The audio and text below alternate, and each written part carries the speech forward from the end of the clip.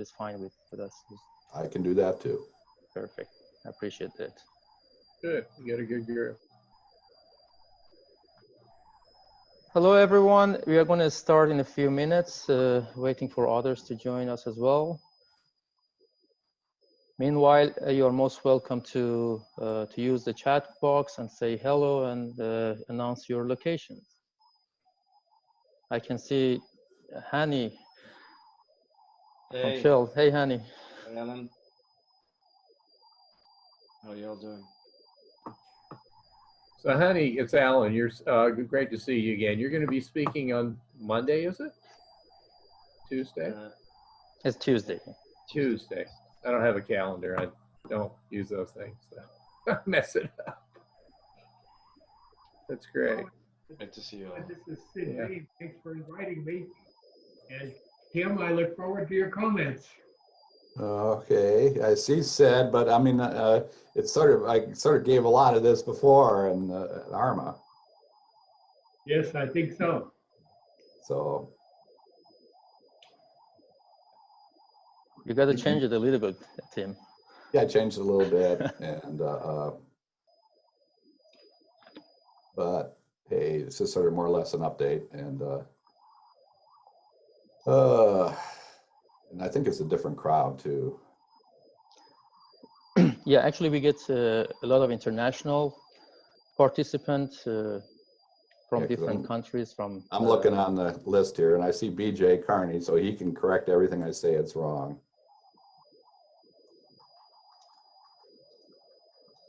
Yeah, we usually have many people from Middle East, from Nigeria, Europe, even sometimes Australia and Malaysia.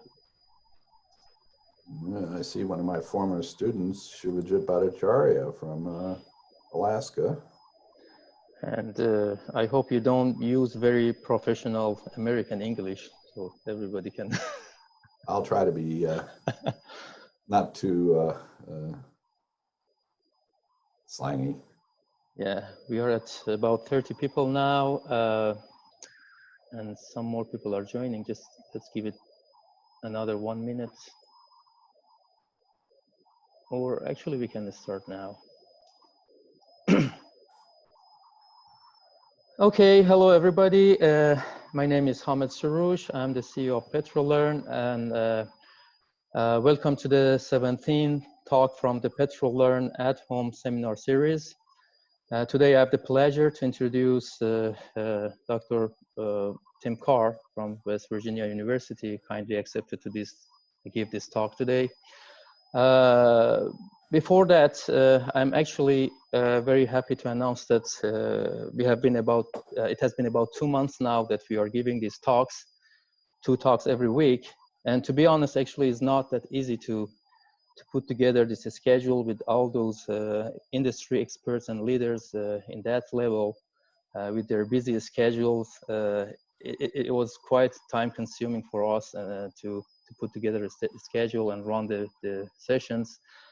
But honestly, your warm participation and your good feedback about the talks kind of encouraging us to continue doing that, maybe even after COVID-19. So as you know, the objective of this seminar series was to keep you learning and motivated during this pandemic time. And I hope that it's getting better as they announce, but we keep doing that until, I mean, everything is back to normal and people are back to work. But as I said, we are very blessed to see that people like that. They're learning from different experts. And our talks are covering different actually topics, from oil and gas to geothermal, carbon storage. It's good to introduce some people in oil and gas to opportunities in other disciplines. But I would like to thank everyone for participation in this program. Special thanks to all the industry experts who accepted to give the talks, those who have done the talks, and the ones that actually will do this for us in the next couple of months. So for those who are not aware, all the recordings of the previous talks are available. If you go to our website and go to the training page, the first section of the page actually is about past talks, and there's a link there that takes you to a OneDrive folder, and you can download or watch the recordings actually online.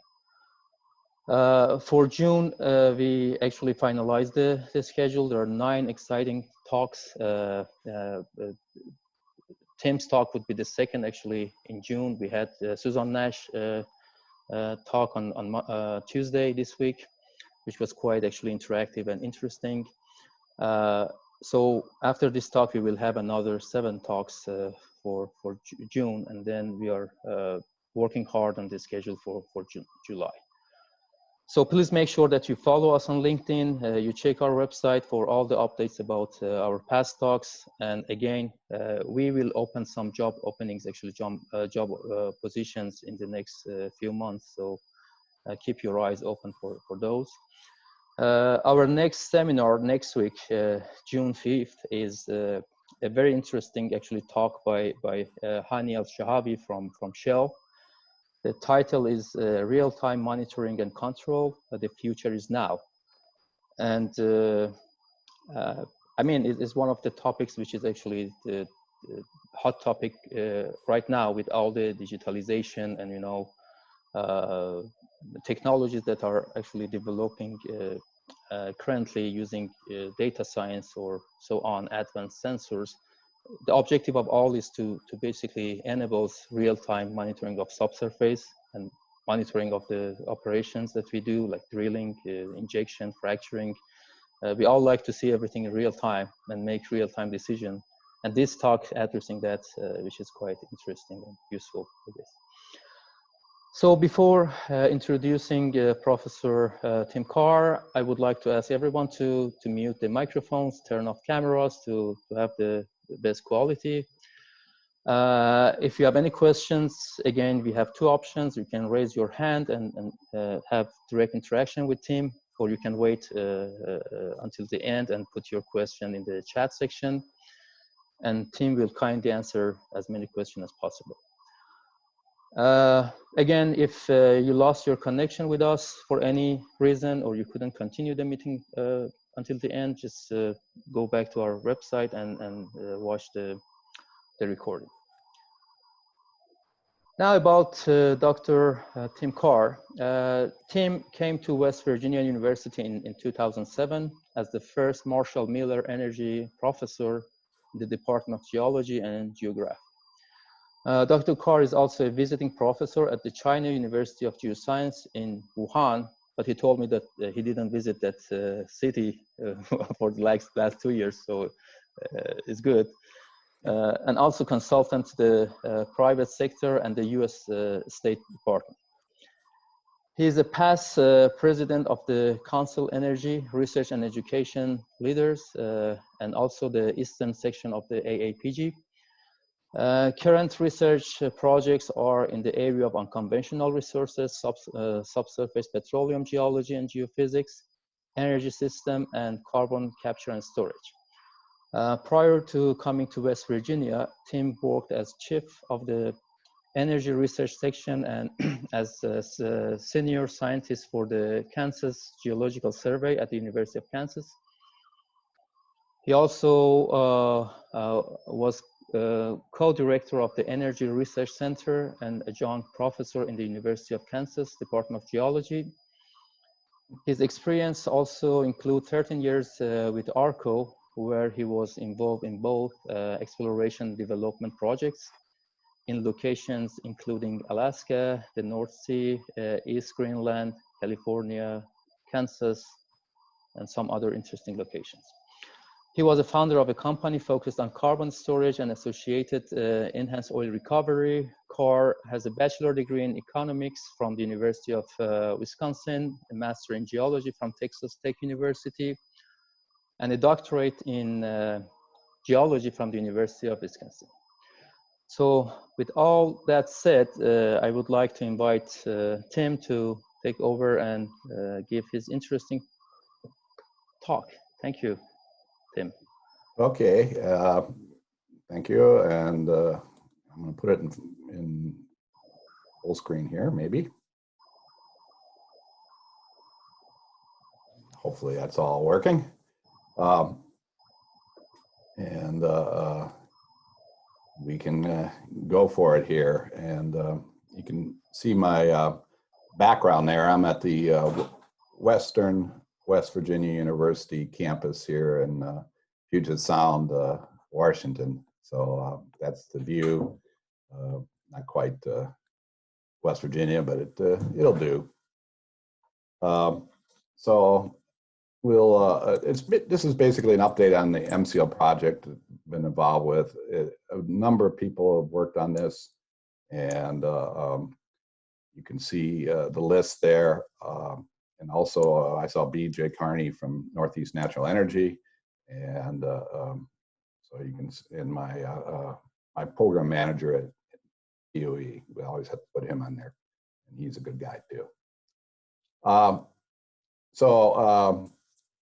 MSEEL has been a project that's been going on since 2015, and it's a long-term collaborative field site, and really to focus on new knowledge and technology to increase recovery efficiency and to try to minimize the environmental impact. And those are the two things. And so you can see the MSEEL-1. My office is someplace back in through here. Actually, Northeast Natural Energy's offices, I think, are in that building right there. So it started there, 2015. Really sort of the lessons learned, the importance of logging the lateral.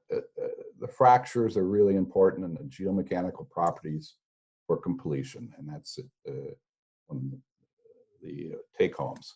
Also, the importance of the fiber-optic data, very expensive data to acquire, but really pretty important in terms of both the distributed acoustic and the temperature data. And then also long-term reservoir monitoring with the DTS. It's actually still going on. MSEEL-2 was to try to look at how do you do this in a cost-effective manner, and to generate something that's actionable, that you could do something with in near real time, not really in real time, but in near real time, between the drilling and the completion. And then I'll touch on lots of plans, because there's still many things that are just getting started. Again, MSEEL-1, 2015, it was 2 wells that were drilled, the 5 and the 3 that are both in the red, and you can see them there. And we also inherited 2 wells. There were the 4 and the 6 as far as the data. I'm going to get my chat window up here because I just saw something pop in here. So in case something, oh, I see a question. Will the DAS data be in? It's not an EDX, it's on our website. So the DAS data is available.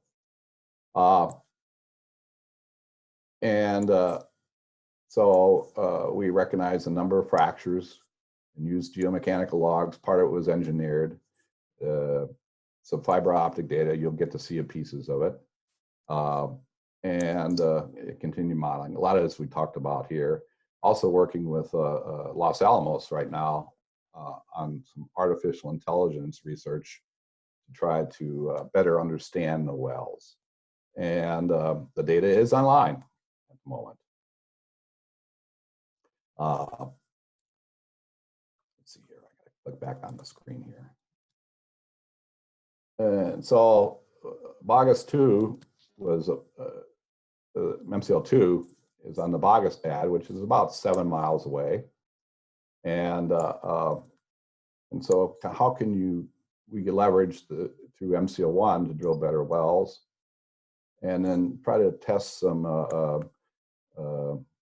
new cost-effective technologies that you could do on an every well basis. You can't do fiber optics on an every well basis. You can't log the lateral on every well basis. And then sort of work at to near real-time intervention. And so you can see those. And this is sort of the philosophy. This is from Andy Bunger up in Pittsburgh, where he took the MSEEL data actually and looked at what would be the optimum completion parameters to do on this is MSEEL 1, so the MIP wells, and he came up with a front. It was sort of interesting as far as taking a look at the cost and looking at this to come up with what he called his Pareto optimum, good economics term. And you can see that what we're really trying to do is to push that out a ways, where you can use some technology to get it farther out. And so this is that sort of the philosophy. Also wanted to take a look at two things. One, the importance of fractures, and these are Terry Angler's pictures from up in New York. And you can see that fractures, he always talks about J1, J2, and fractures are quite prevalent in the Marcellus, and that's one of the learnings from the MSEEL wells. And the other thing is the geology varies. You're drilling a 10 to 13,000 foot long well, and the geology is going to vary laterally. And you can see those kinds of things like here in the Marcellus up in New York. And it does vary, and there's a lot of soft sediment deformation, a lot of other kinds of deformations. And you're drilling a lateral there, and things do vary. And that's going to affect the completion, that's going to affect the recovery.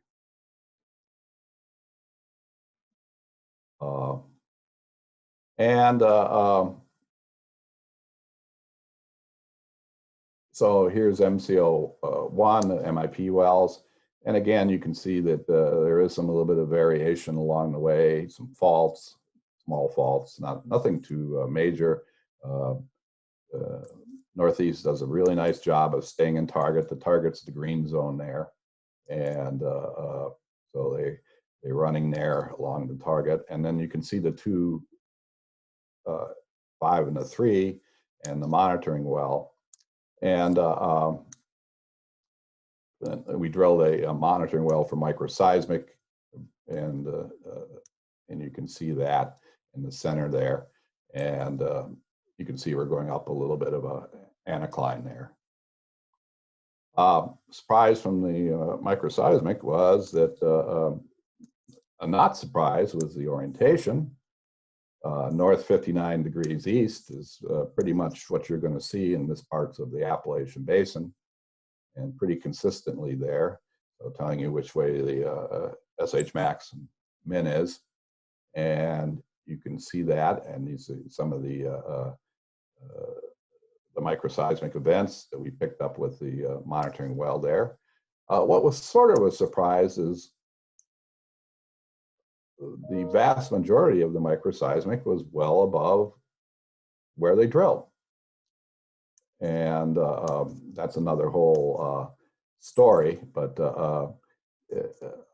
I would argue that a lot of that microseismic is induced by the fracture stimulation, but it doesn't really tell you where the fractures are. So you can see that the center, energy center, is 160 feet above the lateral, but yet they're great, they're good wells. What was a surprise was the lateral logging, and this is the 3H. And you can see in the top column, this is really the important one here, is the number of fractures, and I believe it's 1,700, and they're distributed along the lateral, very, very prevalent. And also the orientation of those fractures. Those fractures are essentially east-west, which sort of departs from where the microseismic says they are, which is more of a northeast-southwest. And again, you can also see that these fractures are not evenly distributed. They tend to be in swarms. Here's a nice fracture swarm right here from the lateral. And you can also see it down below here, where the number of fractures go from a very smaller number to a very large number. I believe stage 10, which is one of our favorite stages, has 160 fractures and what they're called two little faults. And we had an interesting class on geomechanics. And one thing, all these fractures are calcite filled, almost all of them. There's a couple that say they're open. And they will all fail when they're fracture stimulation, and really fail quite easily. So you can do, so this is a stage 10 more circle plot. Taking a look at these fractures, we got a large variety of fractures, basically going from horizontal to vertical, some in between, multiple generations of fractures, and they're all calcite filled. This is from the core, from the pilot well. And you can see that the bitumen layers on the top and the fibrous calcite fill. This is a horizontal fracture, which would be about a third what we hit. And then we also hit quite a few of these verticals and subverticals. And again, you can see the multiple generation of fractures going through the core. And again, we pick those up in the lateral. And then we can take a look at the geomechanical properties. This is from the vertical core. And we've done this for also the Baga site, and it's the same. You can see that here's the Marcellus shale down here, and what I would call into the weak, brittle zone. People get a little upset. Huntersville chert being strong but brittle, and then the limestones being strong and more ductile, and so they can act as barriers. And we did see that. Well, you see that because the Onondaga acts as a barrier, keeps it from going down into the Huntersville. And the Tully certainly acts as a barrier. We didn't saw very, very few, I don't think there's any microseismic above the Tully.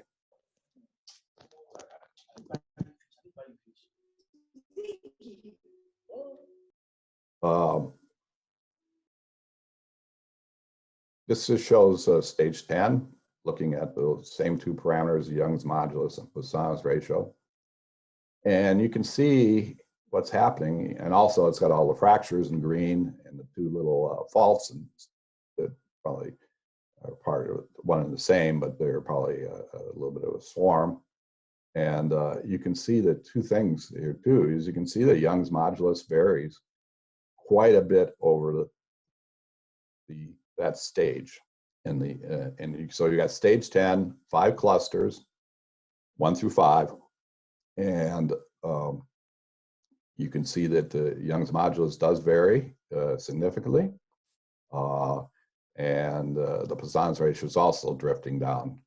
And so there's quite a bit of variation there between the different clusters. But you can take a look at this, even do it this way, which is sort of the same I did it for the all the formations. And this is for that. Since we did the lateral, we can do that. And you can see that stage 10, there's quite a bit of variation with depth from cluster 1 to cluster 5. And you can see that they sort of march off into the more ductile region, stronger region. And we can geomechanically debate that, but there is a variation there in the different moduli. So what happened when stage 10 was fractured is this is the DAS data and the DTS data. And you can see this is a waterfall plot, so time going in this direction. We have cluster 1, 2, 3, 4, 5. And you can see that there is quite a variation there in terms of the center clusters are very not active at all. There's no stimulation there. And so there's a very uneven fracture stimulation. And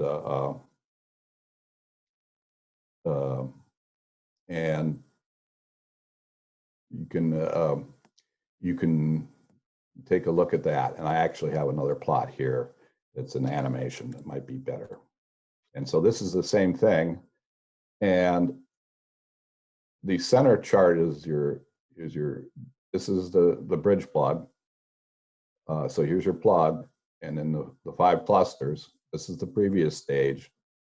And when I run it through time, you'll see that the fingers are going to be uneven. So this would be the same as the waterfall plot. And then the DTS, the temperature is above. And you'll see that the temperature, a couple things, you'll see the temperature fall when they start to inject, but you also see the temperature rise in the stage below. So there's some sort of communication between the two. And there's a very uneven fracture stimulation. So I'm just going to run that. And so you can see the temperature. And then you can see it jump way up in the previous stage. And you can see the fingers are very uneven between 1 and 5 as far as that stimulation goes. And if we take a look at the temperature, you can see that in terms of a waterfall plot. You can see that warming in the previous stage. And you can see the cooling here in the stage that they're stimulating. So this is during stage 10. And you can see that going on. And also you can see, if we take a look at some of the DAS data, we can see some of the same things. This is instantaneous frequency. We can start to see a change in the instantaneous frequency with this warming and cooling below. And so we can start to pick that up with the DAS data too. There's some sort of communication between stage 10 and stage 9, the previous stage. And it has to, I would say, has to be through the formation because it's a warming, not a cooling. And we do, if you have a leaking bridge plug, you see it cooling. And so that's the surmise there, that there's something that's communicating through the formation. Looking at another stage, here's 14, which was an engineered stage. You can see the Young's modulus and Poisson's ratio define a nice tight stage where the clusters don't really vary a whole lot, and especially in the Young's modulus. And again, if you look at this, you're going to get a much more even look at it. You're not going to see the temperature rise. They changed the scale on here. The other scale went up to about 160, which is getting close to formation temperature. But you're going to see it's much more even. So this is a much better stage in terms of that evenness. And you can see that this stage is going to much better completion as far as being even.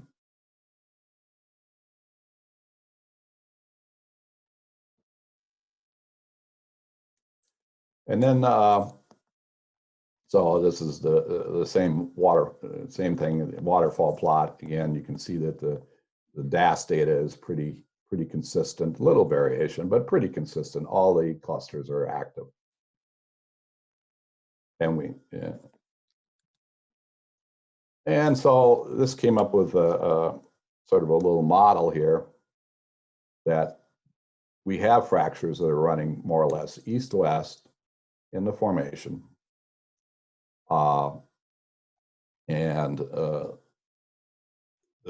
microseismic itself is to do with the present-day stress regime and tells you exactly what you think it's going to tell you. But we have these fractures that are fairly weak, as you saw from our analysis there, and at these fractures, and so you can get communication back into the next stage. Now, this could be a lot of different things that could be going on here, but probably through the fractures, maybe a little bit of longitudinal fractures. There's a lot of things going on, but again, something that might be best to avoid. We did do some production data, and so here's the DTS data, and you can see there's some variation. Actually, I should probably, do I have it by stage? No, I don't. I should have had it by stage. But warmer being not as, cooler being more gas, warmer being less gas. These are the engineered stages. We came up with a little cooler, so more gas coming out of that. These are this would be stage 10 right here, and I have it by stages. I'm sorry I didn't put it in here. And you can see those trends through time. And I also saw BJ's comment about how it's difficult to get the EUR because it goes up and down. These wells are interesting wells in the fact that they're tied to the city of Morgantown and only can produce what Morgantown can eat. And you see during the winter time, you see them on production and you see a decline curve. In the summertime, they can't produce as much. So it's these are a little difficult wells to deal with. I think actually I'll make a comment to BJ. I think Andy came up with a nice way to come up with EUR, and you might want to talk to him. MCL2, again, the drilling, and it was just very recent, 18 and going completed in July of 19, 6 wells. And so here's the wells, the 6 wells. We had fiber in the 5H, which is one of the center wells with a red star. We also had fiber in deployable fiber in the 1H, which is the yellow star.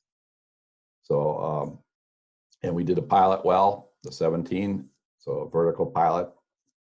And so long-term monitoring with the 5H, temporary monitoring with the 1H. Took a core, and you can see that we have sidewall cores and regular core. Ran fracture ID, so we do have vibrational data in the vertical. Complete log suite. And so what I did was to do all the things that we could tie to the vertical well and to provide some things to complete. So on the lateral wells, we ran frac ID. We also ran LWD visualization, Petrolern, or I guess neighbors now, frac view. And I think you can see that the fractures are quite well represented here in the acoustic data and on both sides here. And so those were picked by Dr. Lee down in Houston, just to be independent of us, but we do have the data. And here's his interpretation there. I believe it's covered by my chat window here, but I believe there's like 1,700. Well, this one's got 1,732 fractures. And you can see as they're coming down and they're making the curve here, that the smaller number of fractures, because most of these fractures are vertical fractures, so you get your sample bias. And then once you get into the lateral, you start to really pick them up. One thing I will say, these are the bigger ones that they can pick up on the image logs. When we get in there and start looking at them visually and start getting down to the ones below the detection limit, we see that the cores are thoroughly fractured. In fact, I guess when drilling this, we found that out because we had a number of core jamming incidents here where I think we were going right down some fractures and things were breaking up, but I don't know that at the moment. Okay, get back on the screen again. Okay, completion. So finished completing in just November of last year. So you can see that. And this is some of Selex's data. And I think we had the fiber in there, very nice data. And you can see the stage 5. And I'll show you in terms of it's a 4 cluster stage, or it's a 5 cluster stage actually. And no, it's a 4 cluster stage. And you can see that one of the clusters didn't even work at all. And I got to get it away from my thing before I could see it. Yes, it is a 4 cluster stage. And you can see that it's not an even fractures, an even stimulation, fracture stimulation. Whoops, I got to get out of here. And this is just the waterfall plot of that. And with SH min and fracture intensity plotted next to it. And you can see the cluster 3 did not activate at all. You can see the plug here when they drop the ball. And and you can see the clusters, and you can see some sort of relationship with the fractures. As far as where the fractures are, you start to induce that. And these are the fractures that were picked by the FracView data. So you saw that. And then ones where, this is one here where much more even as far as the 4 clusters. You can see the waterfall plot on the top here in terms of the DAS data, and much more even. This is whatever stage it is, stage 10. But so this varied all through the well. And this just shows that in static view. This was an interesting stage. The whole thing has got fractures all the way through it. So everything's gonna activate. And so that's what we picked up. Microseismic, again, with I was surprised, is interesting. Microseismic with the fiber, the detection is much better. So we have the 1 here, and I guess this is be the 5 for fracturing the 9 and the 5, and monitoring from the 1 and the 5. And if you look at the microseismic events, this is from a few stages. This is stages 28 to 38. So it's for 10 of the 60 stages. And you can see the microseismic swarms. You can see that they're very extensive. And there's probably some frac hits here. And sure enough, some of that analysis, this is actually a frac hit on the 1H. This is from Rob Bourne's work that he's going to present at Eurotech. You can pick up the frac hit on the 5H from the 1H and all the way probably over to the 1H. So you can see a nice frac hit, and you can actually see in the 5H a temperature anomaly. This is not when we're fracking the 5H, but when we're fracking the 9H, we're seeing a temperature warming. So there is a actual definite frac hit there. And so we can see it on the slow strain plot from the fiber, and we can see it on the DTS data. So we took what was learned on the 5H and said, well, we can do better as far as the completions. And I gotta move my thing for I can see. They had one of the clusters here in where there's a lot of, this is the frac view fractures in the fractures. So one cluster there, one cluster where there's not. So we said, well, what we want to find is a constant SH min. So we bin to SH min, so that's the histogram there, and said, well, that's not how we would do it. We would keep a constant SH min and stay away from the fractures. So you can see this is sort of Loay Lee's automated software to do that. And we try to stay within the green zones. So we vary that to stay away from the fractures. And you can see that here's the high fracture number here in the red zone and down through here. And stay within a sort of a constant SH min, which is the color here. So we try to stay within a constant SH min zone. So trying to put this all together, coming up with a design, and this is again Loay's, to try to classify things. And so we go around with and we're trying to bring in the drilling data too. That's one thing that's going on now. So if we can get away with not even running frac ID or frac view, but just actually use the drilling vibrational data. And there are some nice LWD vibrational tools now for geosteering.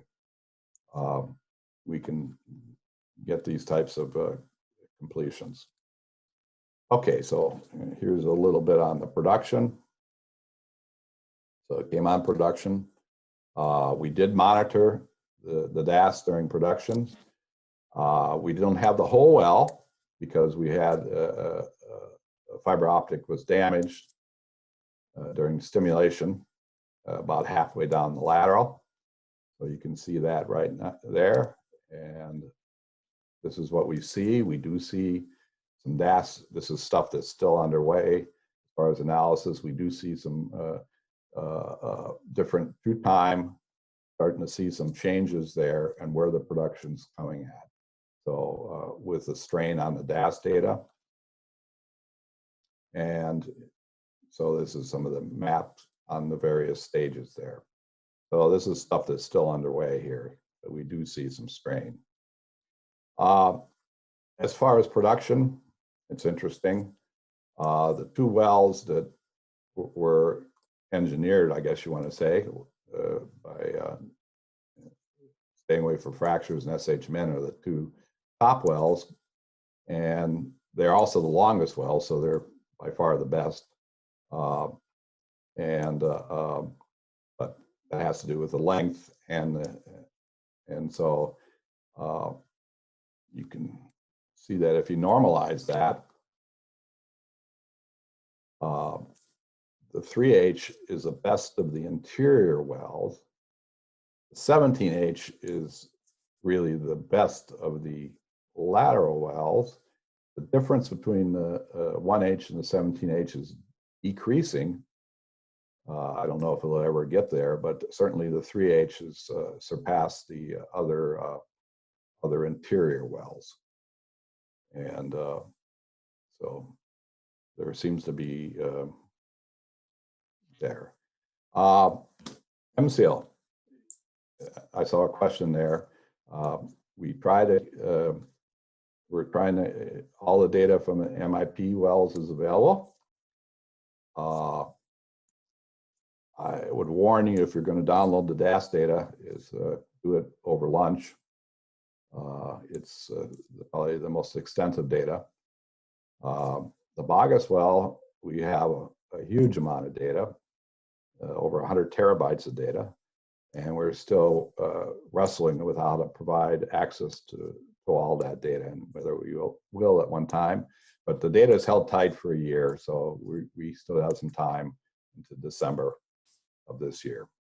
But the MSEEL data is available.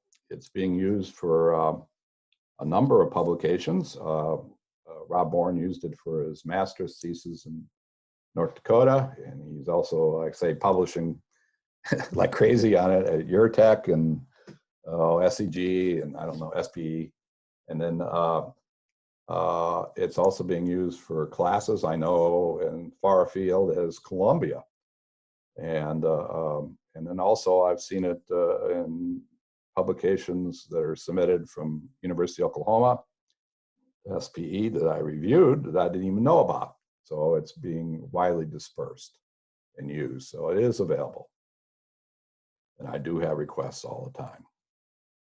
Okay, getting toward the end here. Lots to do. So the plans,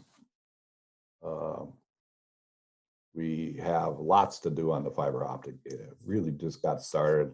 Celexa and Rob Bourne made some good advances, but we still got a lot to do. Microseismic, I think, has barely been touched, and we need to do some work on that.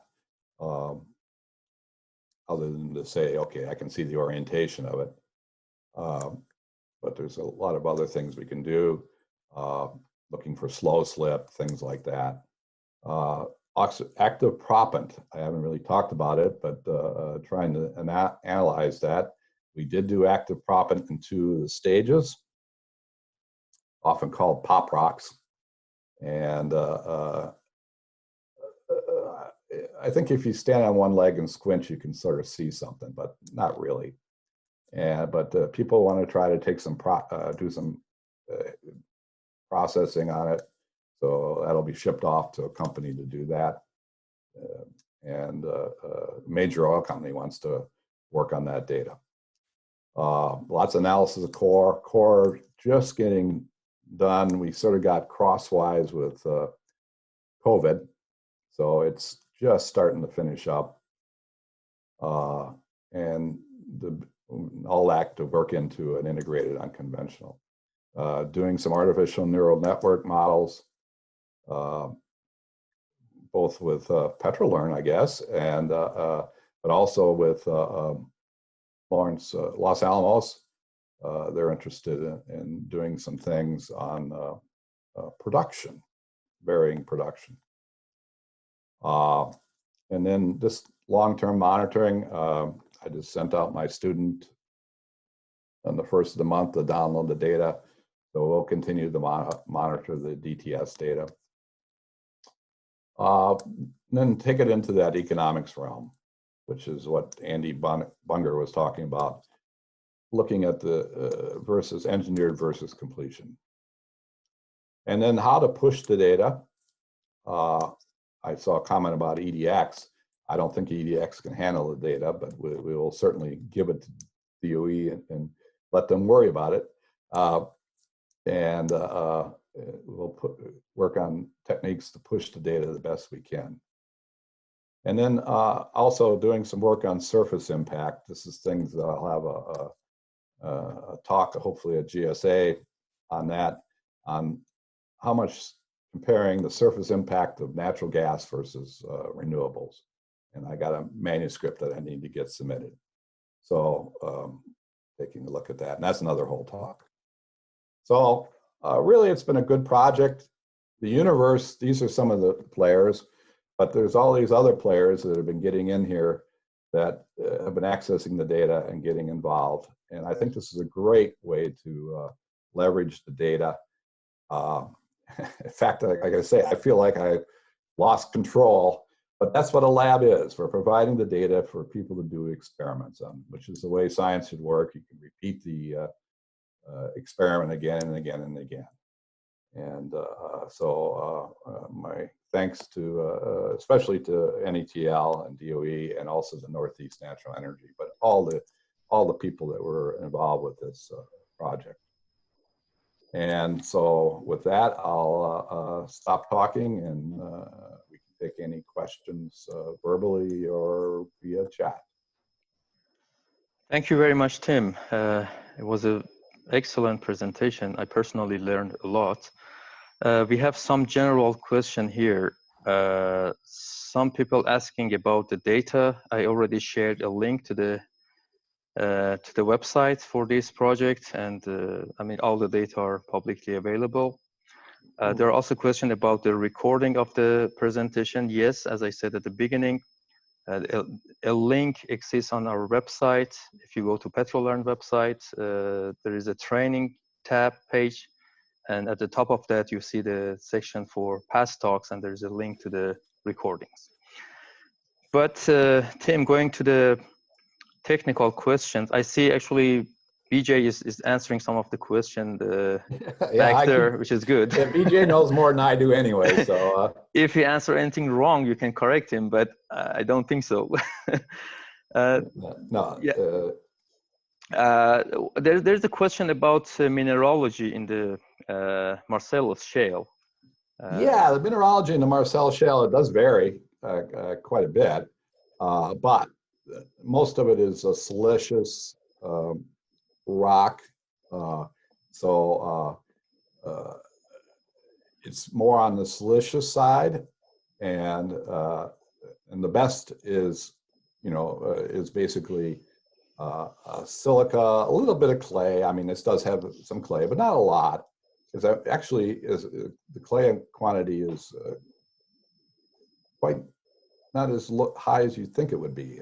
And I have a ternary plot, and I'm trying to remember what it looked like, and I can look at it. But it's up toward the silica side. You do get the carbonate zones, and you pick those up, and those are probably they have names. They call them Cherry Valley, and various names, but they're probably carbonate nodules that get sort of coalesced into more or less a carbonate bed. And but mainly it's a siliceous rock, mud rock. Okay. I have, Tim, a fundamental question here for you, that as a geomechanicist, I don't think if there is any, universal or definite answer to it. But what is your definition of brittle versus ductile with respect to your? Yeah, just share your view on that. I mean, how yeah, and I get all kinds of arguments on that, and rightfully so. It's a tough. Let me get that one chart out here, the one that has all the formations on there. Here it is. I would put. I don't know what to call this, but Young's modulus, I'm going to say stronger rocks. I think that makes sense going upwards. Brittle rocks, I'd be putting at the lower Poisson's ratio. And I know, what's his name? 2000, I don't want to say Richter or Riker in 2008 sort of did a plot of that. But I always think about that strength going up, really sort of ductility, I want to say, going to more or less to the right. Malleability would be another term. As I was told, the ductile is where you pull wire from a ductile metal. But you can think of the limestones here, like the Tully being in the blue dots there, being strong, but also more malleable. and limestones are, especially under pressure, pretty malleable. The Huntersville is strong, but it's also very brittle, essentially glass, if we put it that way. I mean, silica. And so I would see it as being a brittle rock that is also quite, it's a strong rock that's quite brittle if you hit it with enough energy. Okay, as you said, there are many debates. Yeah, on we this can debate that for a while. definition. Yeah. And people, so I always do a cross plot. I always put an arrow like this and an arrow like this on the diagonals. Yeah. And it's interesting how you want to do that. You might, I see fracture toughness might be a more appropriate term. The brittleness. Well, yeah, that could be. But the Marcellus I see as very brittle. And I can see that in core. It's like coal. It just breaks. It's really brittle, but it's also very weak. Exactly. And so it's not, toughness is not a good term for the Marcellus. It's brittle, but it's weak. That's right, and I would like actually to keep this this open for the participant. If anybody wants to share his view on this or her view, just raise hand, and we can actually unmute you to talk. But the next question is out of curiosity. I think what is Los Alamos National Lab is doing with the AI? They're doing a heck of a DFN model. Again, sort of a stochastic DFN model for the MIP3H, and they want to see how the variation in production would affect the EUR. So in terms of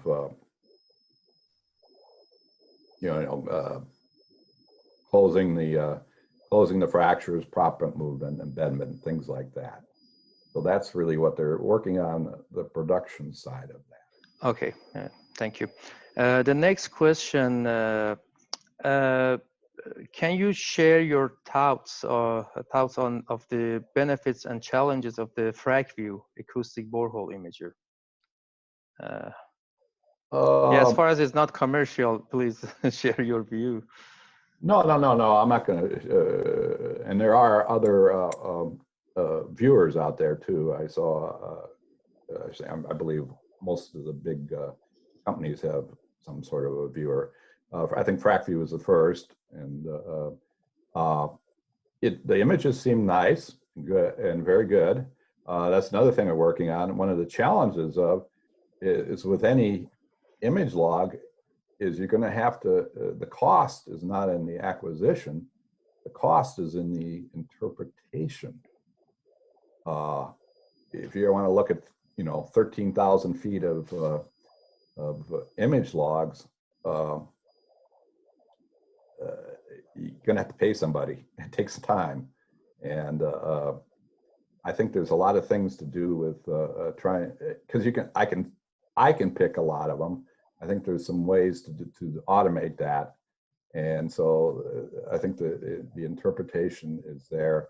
The acoustics, it seems to give you a nice image. There's some operational issues. I know they're working on better models, and I think you may even be talking to them and get higher frequencies and better images. Okay, the next question is about the core data and the type of analysis that you're running on those data. I know you're planning some rock mechanics testing. You can explain about that as well. Yeah, we're doing some, we'll do all the traditional, TRA, porosity permeability, TOC. We actually do have some of the TOC data because every 3 foot we took a sample and we ran that already. But we'll get some better data. And we'll do some geomechanical. I think we picked a few plugs for doing that and reserve some. There's different ways to go with the geomechanical, and I think we will do some triaxial tests right now, and then think about some other things. And if anybody has suggestions, we'd probably take it. Okay, thank you. And the next question is about geomechanics. Stress regime that I see BJ answer. You are mainly in the compressional stress regime, meaning reverse stress regime, right? Yeah, we've had three big orogenies in the Appalachian Basin,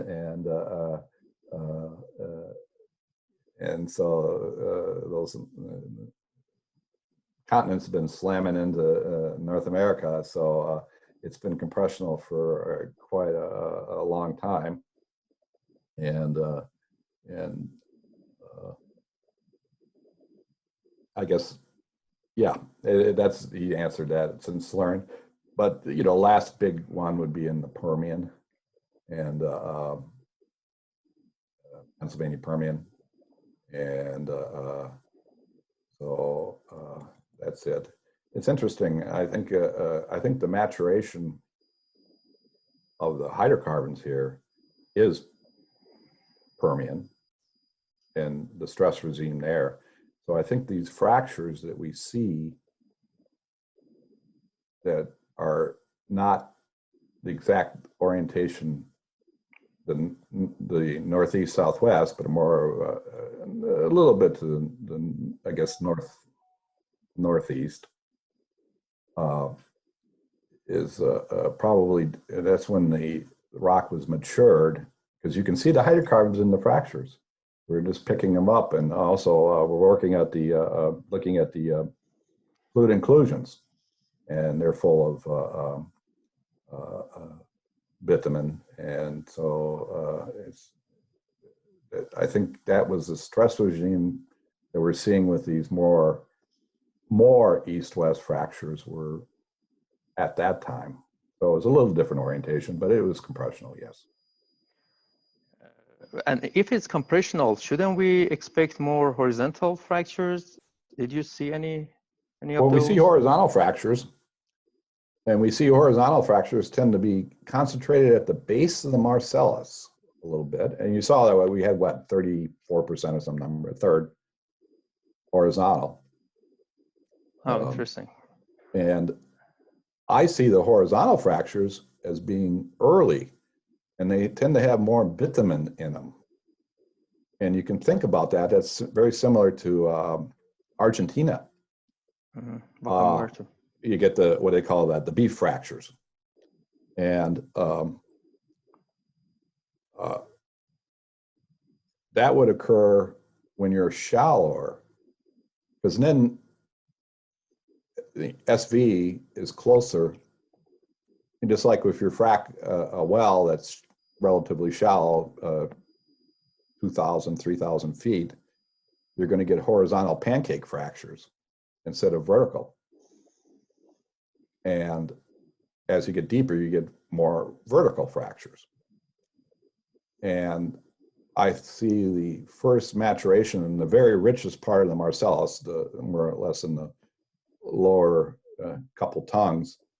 You see more horizontal, and they have more bitumen in them.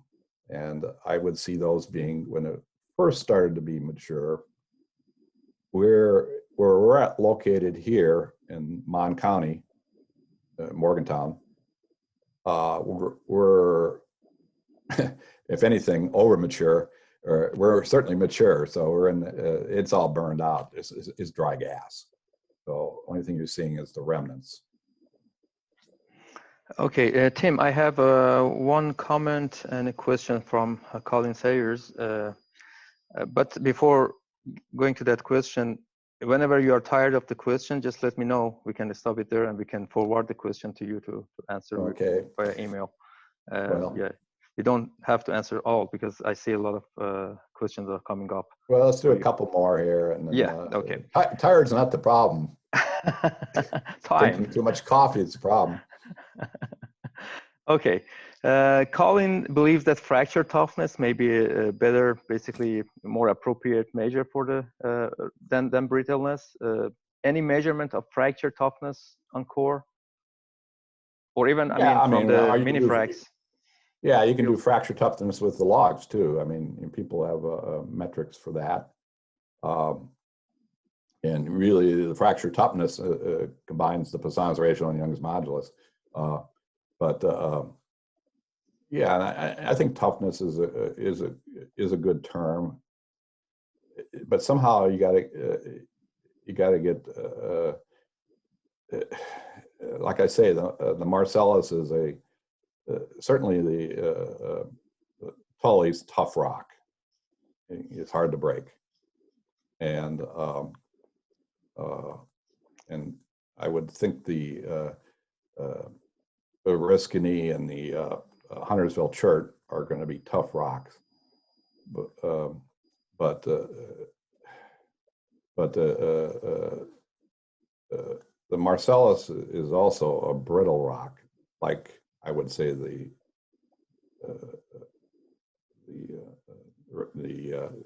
Huntersville is, but it's not near as strong, and you can see that in Young's modulus. So how Okay. I got to come up with a multi-dimensions. I got to have a malleable rock, because limestone will deform in a plastic manner, and you can see that in outcrops. Given enough pressure and heat, it will be malleable, and but it's also a pretty tough rock because we build buildings out of it. And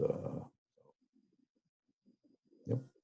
Yeah, thanks, Tim. I tried to read this question to make sure. I'm not sure if I'm understanding. Which one is it? It's asking, have you collected data on completion and well integrity over time in wells number 1 and 2, and back onto number 1 well, post drill and frac of MSEEL 2? Yeah. Did you get the point here? I think the integrity, we looked at all kinds of things. I mean, in terms of MSEEL, MIP, we monitored the water and the air.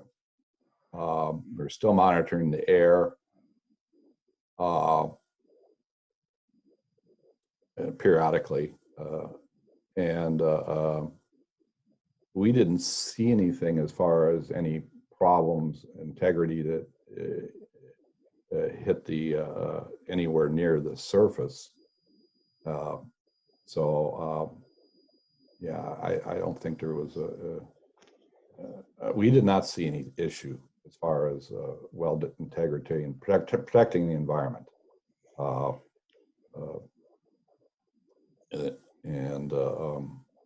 I think, and I don't think there's been any problems with any casing links or anything like that.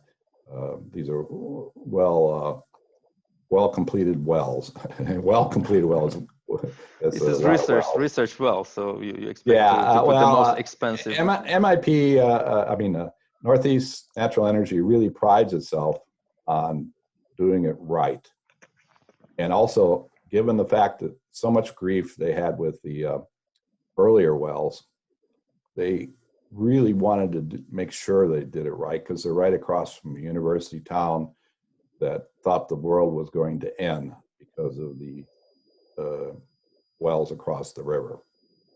And so normally I think they try to always do it right, but they overdid it right at Morgantown, is what I always say. They were probably that was part of what issue with the second round of the MSEEL wells, was to monitor all that stuff, and we didn't see anything.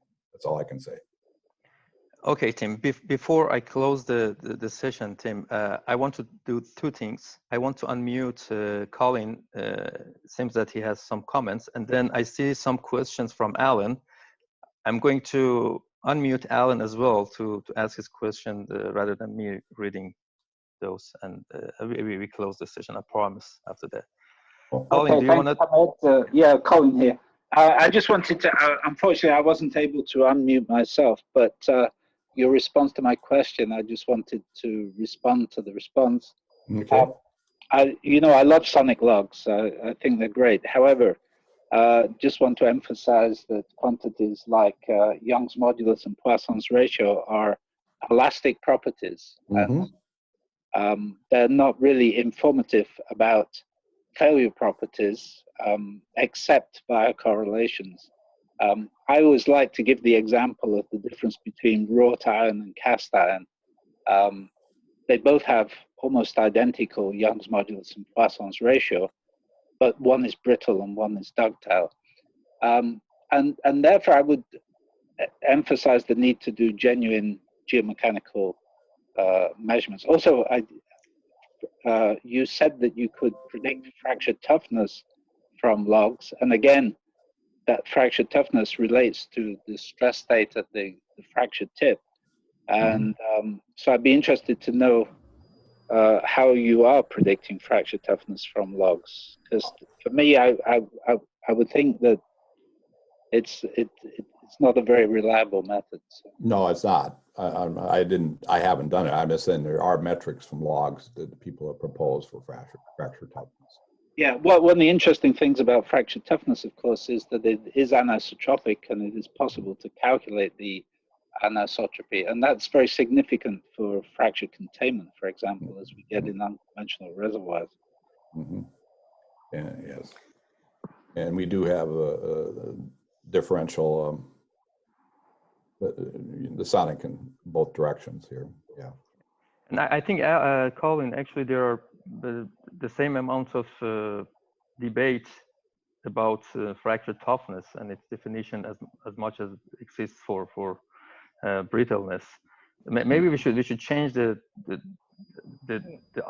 term to frackability and include a lot of environmental parameters and also operational. Because the injection rate can make your rock brittle or ductile. Temperature, pressure, and in the lab we cannot really cover all this. And at the end of the day, there's a lot, because I did a while ago. I did a research project for Shale to compare the field scale frac toughness measurement versus the lab, and there's a huge difference actually. Yes. Yeah, no, I agree. And another comment I would make is that in general, as rocks are buried deeper in the earth, they become more ductile. Exactly. But the Young's modulus increases with depth. So again, that goes against this. So I think we have to be very careful. And UCS, yeah, we have to be very careful using the term brittleness, because brittleness in geomechanics terms, ductile and brittle are well-defined concepts based on the stress-strain curve. But again, Young's modulus and Poisson's ratio are elastic properties. They don't tell us about failure properties. Yes. That's true. Yeah. Alan, sorry, Tim, go ahead. I just say I didn't show one of the ones that haven't. We have stages that have. I'm showing the image here for stage 10. We have stages where the elastic Young's modulus and Poisson's ratio are very constant, and then we have ones that aren't, and they tend to react differently and expectedly. And these are the things I have. I know, if I could get a true geomechanical sample for every foot of a 13,000 foot well, great, but there's no way. We all wish to. Alan, would you? Ahmed's going to come up with a way. Ahmed's going to come up with a way. I had a different question. I'm not a geomechanics expert. I just add a little something. When I was at the Department of Energy, we were funding unconventional plays which were those that had not performed very well because by true geomechanical tests, stress strain curves, and so on, they were ductile. I once had a private conversation with Colin about this, about the Schlumberger experience, and I guess the total experience is that in those truly ductile shales, you get a lot of proppant encapsulation, and it's very hard to keep those fractures open so that they don't produce well. People have made all sorts of comments about, well, if there was a techno-economically feasible way of freezing those shales or something, maybe we could go from a ductile to a brittle behavior. I had a completely different question that I think I've asked before of you and BJ. Have you guys done, or is the government wanting to do anything with the Utica shale? And how laterally extensive is that? Does that go from Pennsylvania into Ohio or what? Well, I mean, obviously the Utica goes into Ohio because then you get into the oil, the oily go window. into Pennsylvania economically. And there's a couple wells in Pennsylvania, and it's not well defined. Tremendous resource there if it can be proved up. I mean, those are the wells that have been done are just huge wells, and I want to say an order of magnitude more than the Marcellus, not quite half an order, and in terms of rates, and probably an EUR too.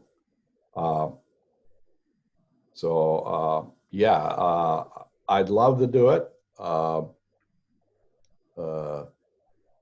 We've talked about it, and I haven't seen a FOA. I'm ready to go. There you go. Keep us in mind. Well, I'm actually saying let's do an unsolicited, and that either Do it. I'm sorry. Say again. Unsolicited proposal. Yeah, you know what usually happens to unsolicited. Yeah, I know there's a round thing on the side of the desk. They're not completely thrown away, but the last one that survived, I think, was back in 1842 or something. Yeah. But also, it's also a way to get in to show them that they maybe help craft an FOA.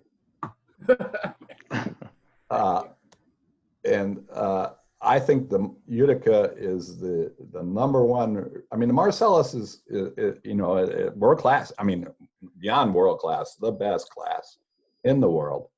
But eventually, it's going to need to be replaced. And the Utica is, I would say, the number one candidate to more than replace the Marcellus. Right now, you got operational drilling problems to deal with. You got completion, understanding, spacing. You got all kinds of questions that are not answered. And I don't know, you maybe want to unmute BJ. He may want to pipe up for that too. But I think everybody would like to see it needs to be how far east it goes is the question. BJ, do you want to add anything? I'm trying to unmute you, but I don't, for some reason, you should do it from your side. You may not want to comment, but okay. Hey guys, sorry, this is BJ. I was multitasking there in the background. No, I think I don't think I have anything to add to what Tim has said. Well, yeah, I would love to be able to put together a Utica project to do similar things for it. The thing I like about Utica is it's a 0.9 pressure gradient. Yeah. At 12 to 14,000 feet. So you don't need a lot of porosity or a lot of permeability there to get gas out. Yeah, and but there's been good Utica wells and bad Utica wells, and there's been economic successfully and uneconomic, but when they have worked, they've been huge. I guess you want to say would be the word. So I'm jumping in again for some stupid reason, but Tim and BJ, the work that you've done here at MSEEL 1 and MSEEL 2, does it shed light on the general issue of why are some Marcellus wells well producing and why are they not? Some of that has to do with engineering decisions and some has to do with the reservoir properties.